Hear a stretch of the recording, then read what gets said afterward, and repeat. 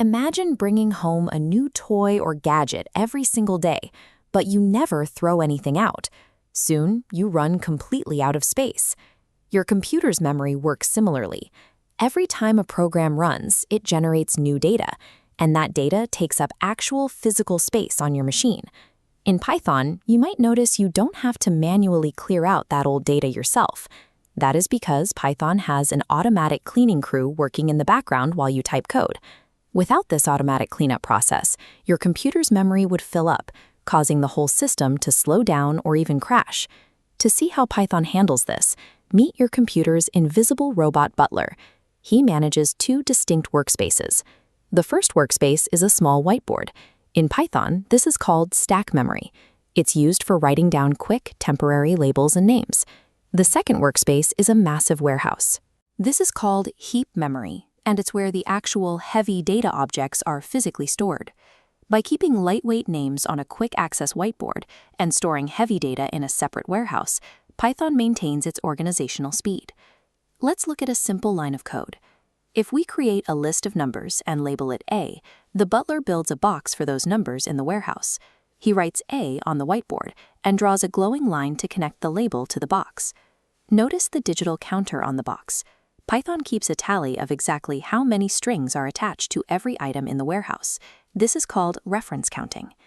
If we add a line of code that says B equals A, the butler doesn't build a new box. He just writes B on the whiteboard and shoots a second string to the original box. Now the reference counter flips to 2. Because both labels point to the same physical box, if you change the data using label B, the data for label A changes too. Reference counting provides a specific way to track exactly which parts of a program still rely on a piece of data. So what happens when a program finishes running or you delete those variables? The robot wipes the labels off the whiteboard.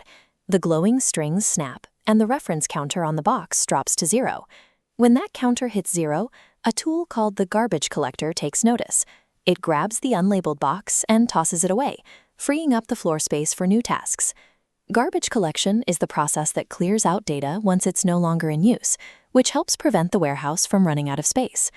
Python also uses a shortcut to save space when you are working with small, common numbers.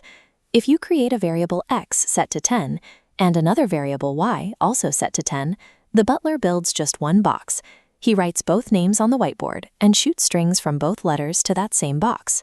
Instead of building two identical boxes, Python reuses the same memory location to save space. If you update x to 11, the butler snaps the connection, builds a new box for 11, and attaches x to it. Variable y stays safely attached to the original 10. This technique, called object interning, prevents Python from wasting memory on duplicate basic data, keeping the system efficient. This process happens across thousands of lines of code, with data appearing and vanishing every fraction of a second. In older programming languages, the person writing the code often had to handle this manually. They had to act as their own garbage collectors, reserving space and clearing it out by hand. If a coder forgot to delete a variable, that data would sit in memory indefinitely. These mistakes could lead to memory leaks and software crashes.